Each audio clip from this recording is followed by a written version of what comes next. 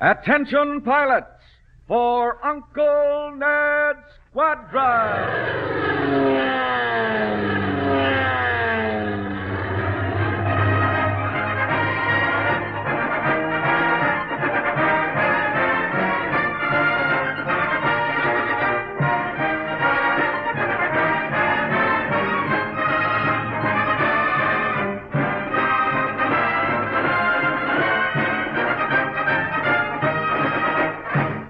Stand by for phone calls, model planes, a jackpot question, a U-controlled gas-powered plane, an exciting story, and fun for everyone.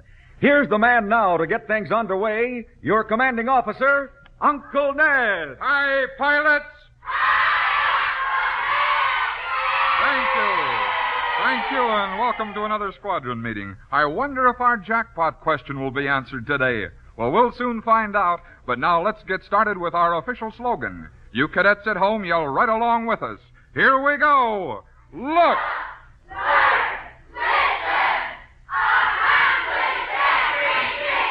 You sounded like a flight of corsairs. And now here's a sharp cadet with something important to say. He's our executive officer for the day.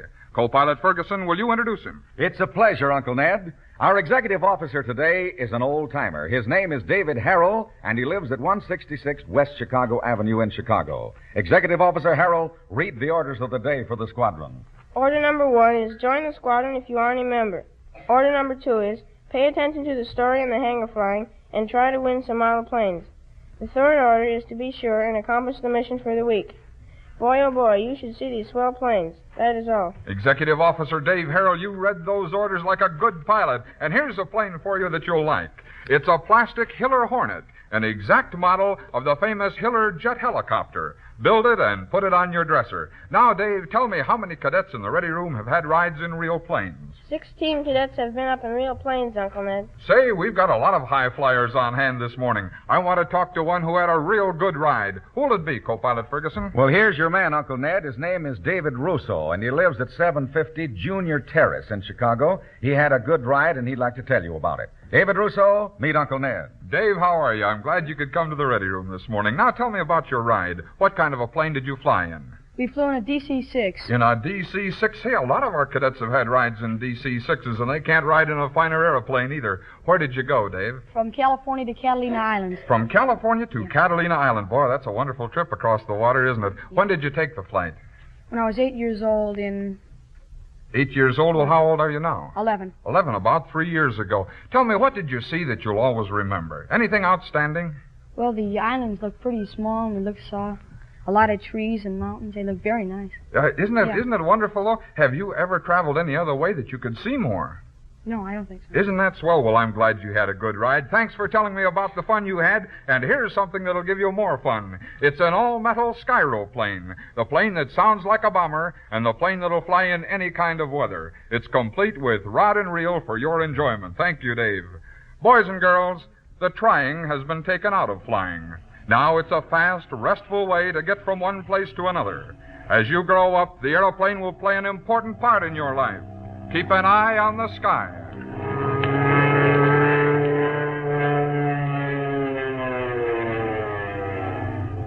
This is F-74 to UNS Control Tower. F-74 to UNS Control Tower. Over. This is Uncle Ned in UNS Control Tower. Go ahead, F-74. F-74 to Uncle Ned.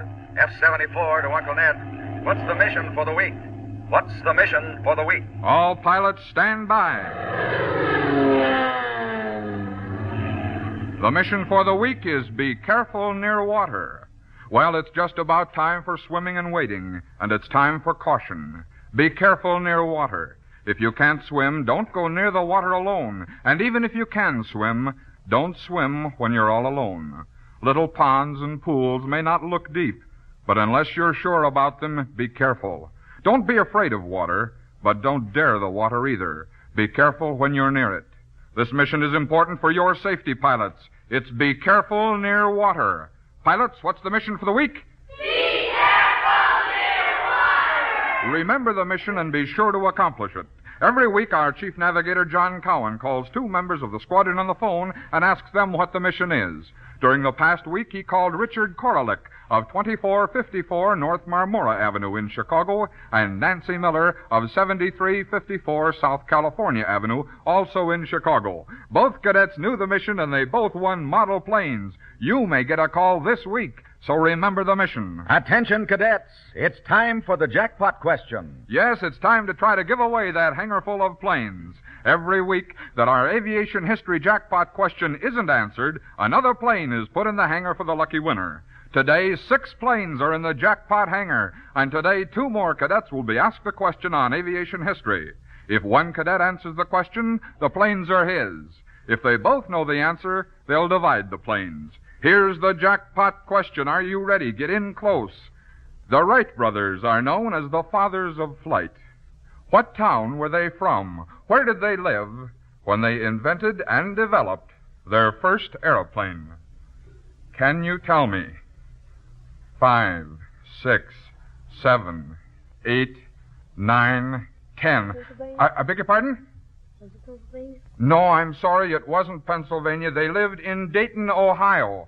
Another week and the jackpot question wasn't answered. Next week there'll be 7 planes. 7 planes in the jackpot hangar. You'll both get Jim Walker ceiling walkers, though, and you'll have a lot of fun with them.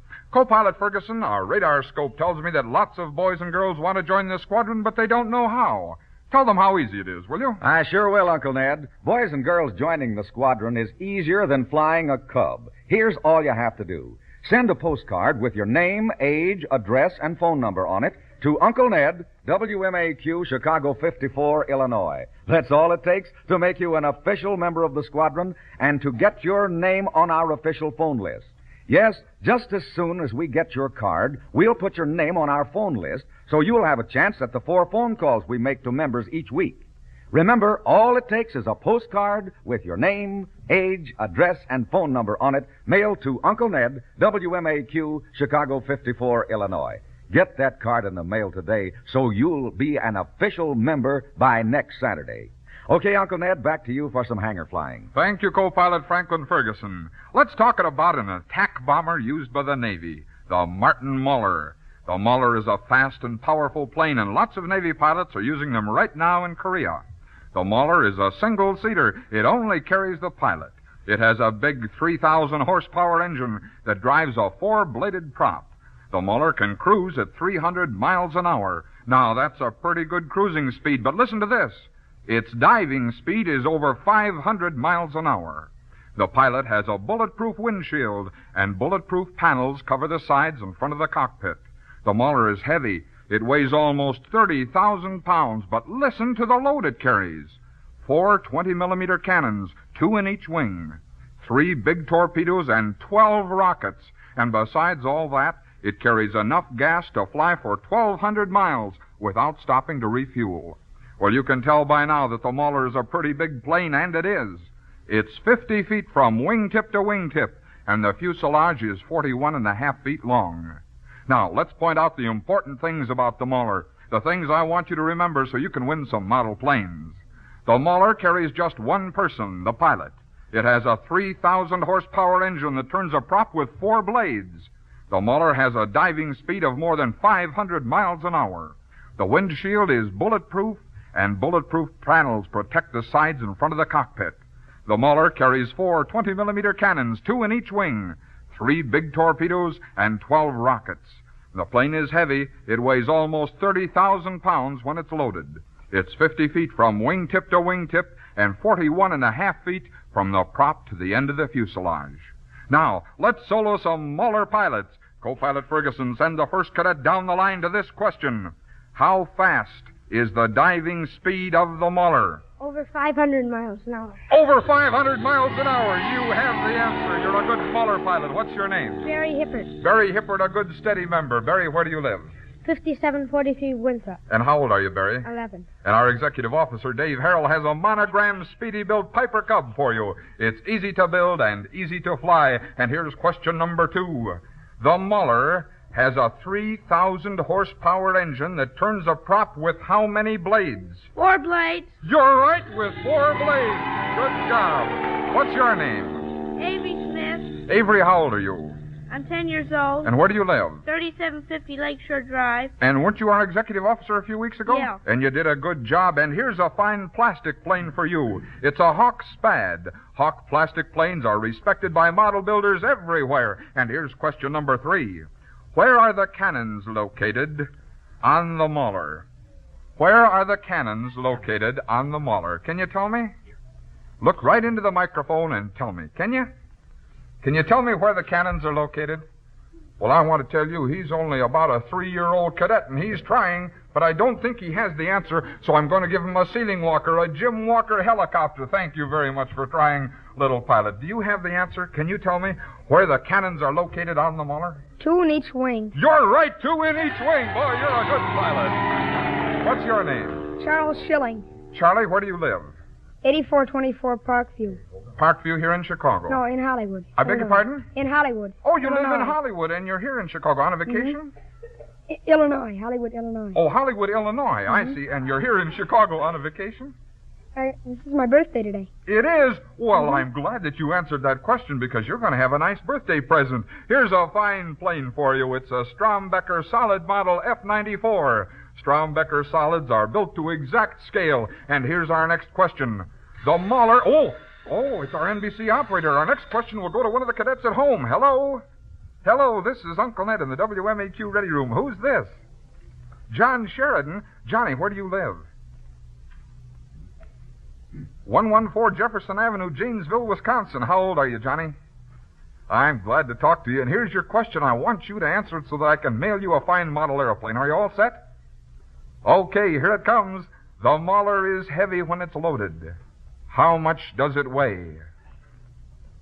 The Mauler is heavy when it's loaded. How much does it weigh? Johnny, you should see all the hands raised high in the ready room.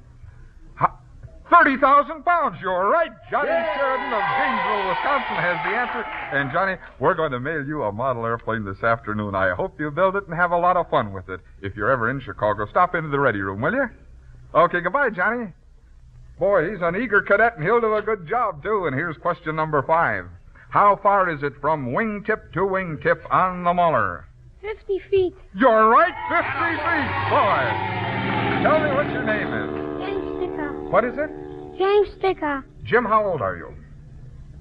How old are you? 7 years old. And 7 years old. You did a good job. And where do you live? What's your address? 3224 North Central Park. Here in Chicago. I'm glad to see you. You win a Comet Structo Speed Belanca Cruiser. And Comet models are engineered with the same care real planes are. Here's question number 6, and there's a good plane for the answer. What kind of protection is there around the cockpit? Oh, that's a little girl, a little 4-year-old. I'll bet she isn't over 4 years old.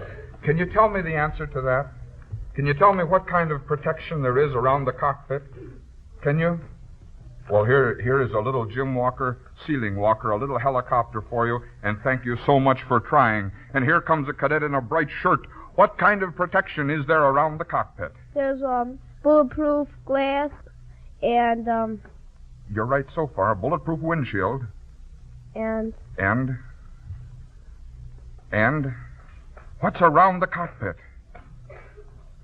You know, don't you? Huh? Oh, I think you know. Sure, let's give it to him. A bulletproof windshield and bulletproof panels.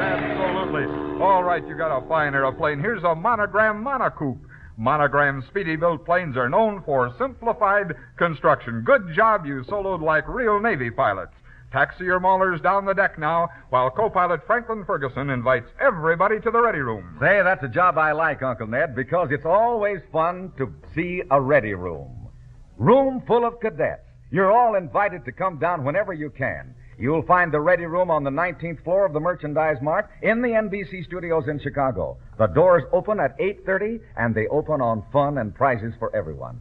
Even if you don't get to answer a question during the meeting, you'll still get a prize. Yes, sirree. Everybody gets a fine little F-74 jet glider and a big handful of good Curtis mints and fruit drops.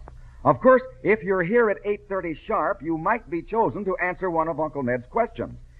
And if you come up with the right answer, you'll win a swell model plane. Yes, we have fun and prizes for you every Saturday morning in the ready room, so come down and get your share. You're all invited.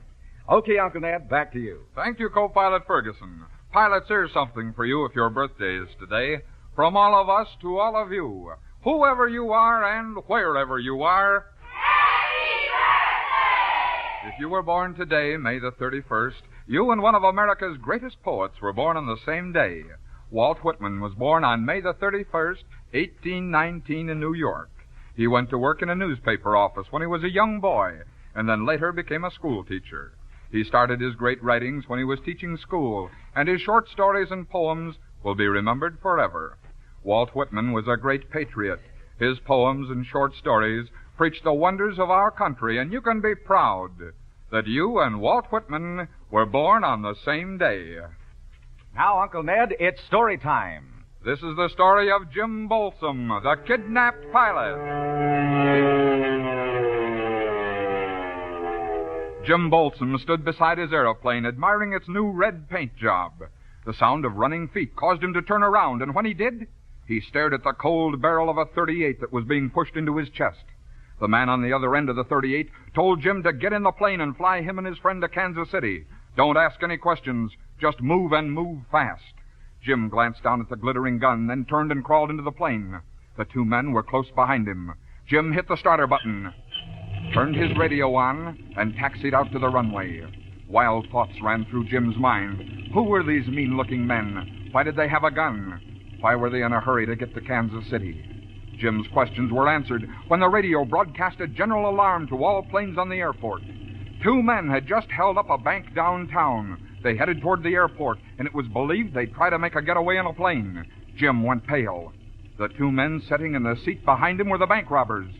The robbers heard the broadcast, and the one with the .38 pressed it against the back of Jim's neck and told him to hurry. No stalling. Get the plane in the air and head for Kansas City. Jim checked the engine at the end of the runway. It sounded perfect, too perfect.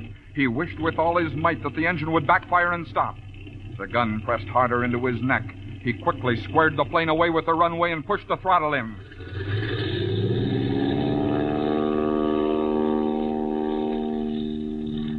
Jim's hands were trembling so badly he could hardly hold the stick. The gun moved away from his neck as he banked the plane in the direction of Kansas City. Jim squirmed in the seat. What did the men have in mind for him? Would they let him go free when he got them to Kansas City? Surely they wouldn't let him land at the airport. They'd make him land in the country, outside of town, perhaps in some farmer's field. Then what would they do? Shoot him and leave him? The man with the .38 was like a mind reader. He gave Jim the answers just as though he'd asked the questions out loud. Jim was to pick out a smooth field on the edge of town, land and let the men out. They hadn't decided yet what they'd do with him. The men were silent as the miles skimmed by underneath them. Jim's mind was turning over as fast as the propeller. He'd been in tight spots before, but never in a mess like this. The more he thought, the braver he got. He had it figured out. Neither of the men knew how to fly. They planned to shoot him once they were on the ground, but they wouldn't dare shoot him in the air. If they did, the plane would crash and they'd be just as bad off as he was. Why couldn't he pick up the microphone when he got close to Kansas City and tell the tower he had two bank robbers in his plane? Tell them to have a squad of policemen beside the runway when he landed. He didn't think they'd dare shoot him if they were surrounded by policemen. On the other hand, maybe they'd hold him as hostage. The police wouldn't dare try to capture the men if they had a gun in Jim's back and threatened to shoot him if the police came near. The men could make another getaway, then take care of Jim whenever they felt like it. He threw the idea away as he mopped the sweat off his forehead. He might as well get to Kansas City as fast as he could and get it over with. He pushed the throttle all the way in. Far ahead, Jim could see the smoke of Kansas City. His time was almost up, unless he could think of something drastic. The man with the gun leaned forward and told Jim to start looking for a smooth field and not to try any funny business. Jim turned sideways, looked directly into the muzzle of the gun, and told the man he had no intention of landing in a field. He was going to fly into the airport, and what's more, he was going to call on the radio and tell them to have the police at the runway waiting for them. The man's cold eyes held Jim in a deadly stare. The gun moved up. The barrel looked as big as a wash tub. Jim saw the man's finger tighten on the trigger. The barrel wiggled. Then a shot grazed Jim's arm and plowed into the door. Through clenched teeth, the robber told Jim that was only a warning shot. The next one would be closer. Jim was mad. He jerked around and told the men to hand over the gun or he'd crash the plane and they'd all be dead.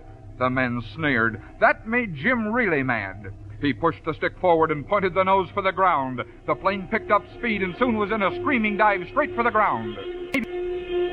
Jim held the stick with both hands. He'd come as close to the ground as he could, then pull up sharply. Maybe he could scare them into handing over the gun. Closer and closer he came to the ground. He looked around. The men were white and trembling, but they still held the gun on him. The ground was only 50 feet away when Jim came back on the stick.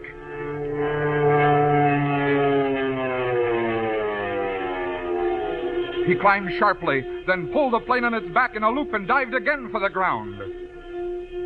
He yelled over the roar of the engine for the men to shoot him if they were going to. He dared them to shoot. He pointed his plane at the side of a hill and bore down on it. The hill loomed big.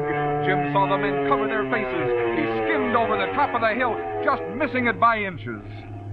He held the plane steady for a minute, turned to the men and told them to hand over the gun. Again they sneered, and the gun was pushed deep into the back of his neck. Another dive, this time for a clump of trees. The plane was going at full speed, and the bushy treetops were just ahead. This should do it. He'd fly the plane right through the leafy branches, and if the men didn't toss the gun over to him, then they never would. The plane screamed, then lurched as the prop cut leaves and small branches off the top of the tree. Jim started to pull up, and the gun landed in his lap. His sweaty hands grabbed the gun, and he pushed it into his belt. He shot a glance back at the men, and they were frozen with fright. Two tough bank robbers so scared they couldn't even talk. Jim called Kansas City on his radio and told them to have a squad car at the airport when he landed. He was bringing in a couple of fellas who, like all bad men, were tough and brave only when they had a gun and had someone else at a disadvantage. Jim made a smooth three-point landing and taxied over to the waiting squad car where he unloaded the whimpering robbers. Jim pointed the nose of his plane down the runway, and the kidnapped pilot took off for home.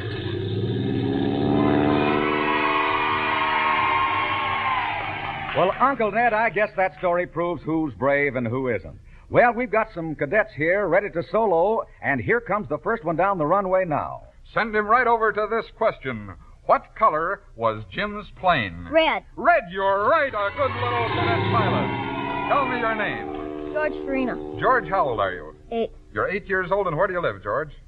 446 North Orleans. Here in Chicago. You did a good job, and here's a Hawk Plastic Supermarine, a good plane for you. And here's question number 2. What had the men in Jim's plane done? What had the men done? What were the men? Bad men.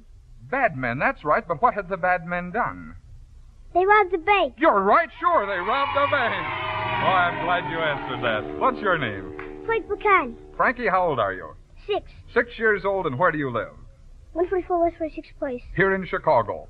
Good, and here's a plane you can have fun with, a Comet Structo-Speed Balanca. And here's question number 3.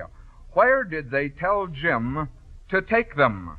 In Kansas City. That's right, they told Jim to take them to Kansas City. You're a good pilot. What's your name? Michael Chardy. Mike, how old are you? 14. And what's your address? 2437 West Arlington. Here in Chicago. And here's a popular plane for you, a Strombecker solid model DC6. And here is question number 4. Oh, our operator again, our NBC operator has another cadet on the line. Hello? Hello, this is Uncle Ned in the WMAQ ready room. Who's this?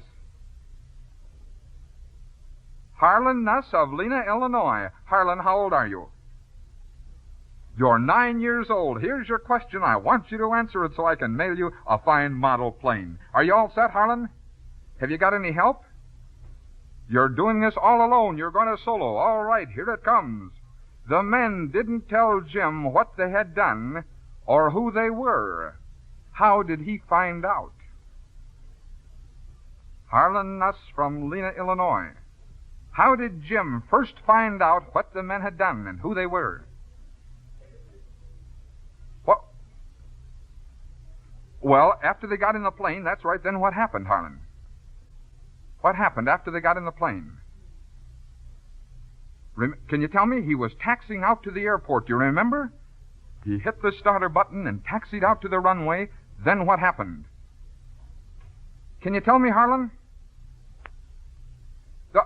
Yeah, sure, the radio told him. That's right. They broadcasted general alarm. Good job. Harlan Nuss from Lena, Illinois. Boy, Harlan, I'm glad we got that so I can send you a fine model plane. If you're ever in Chicago, Harlan, stop down to the Ready Room, will you? Okay. I'll bet he'll have the best model airplane in Lena, Illinois. And here's our next question. What were they going to make Jim do when they got close to Kansas City? Make them land in a small field. In a farmer's field. That's right. You're right. Make them land in a farmer's field and let them out. What's your name? Dave, talk right into the microphone. How old are you? 11. And where do you live? 614 North English. And you in a big Strombecker solid model B-24. Now, you won't need any special tools to put the Strombecker models together. And here is question number 6. What does the story prove about robbers and bad men? Can you tell me, a little lady pilot? What does the story prove about robbers and bad men? Can you tell me? No. You can't tell me? You're going to get a little helicopter, a little Jim Walker ceiling walker, and here comes a fella that I think can tell me. Can you tell me? What does the story prove about robbers and bad men? They're only brave with a gun in their hand. That's right. It's fellas like Jim that are really brave. Good. What's your name? What's your name? Alan Lundquist. And how old are you, Alan? I'm 12. And where do you live?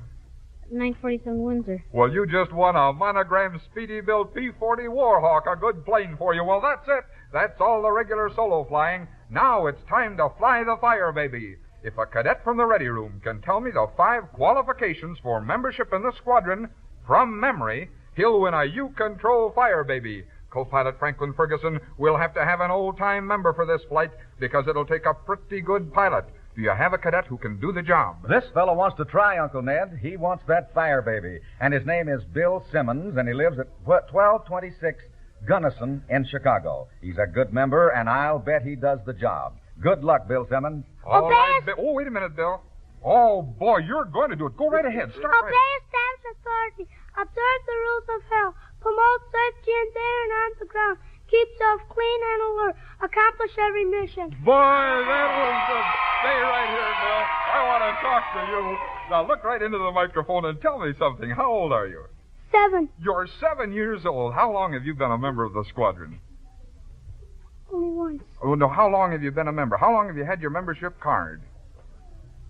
About a month. About a month. You did a fine job. Where do you live again? 1226 Gunnison. And where do you go to school? Our Lady of Lords. Well, you flew like a test pilot. Now, here's your Jim Walker Fire Baby. It's complete with a 795 engine, control handle and control wires, aluminum hub wheels, and a flashy red paint job. The Fire Baby is practically built for you. You can have it in the air within 10 minutes, and you'll be the best 7-year-old pilot in your neighborhood. Well, that's all for this Saturday, cadets. I sure hope you'll attend the meeting next Saturday, either in the Ready Room or at home by your radio. Be good, kids, until we get together again next Saturday morning. And until then, this is Uncle Ned speaking for the entire crew and saying, so long, pilots!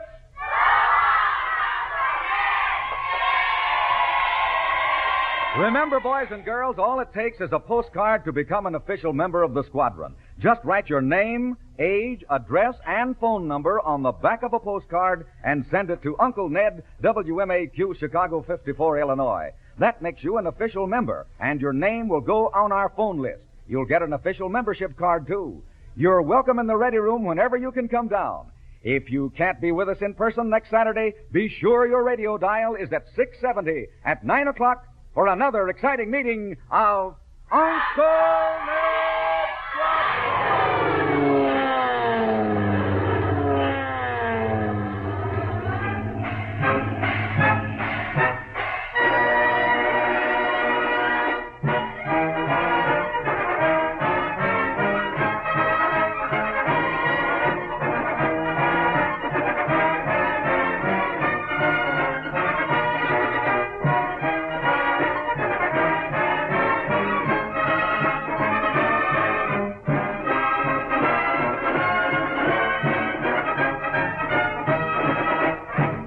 This is NBC, the national broadcasting company.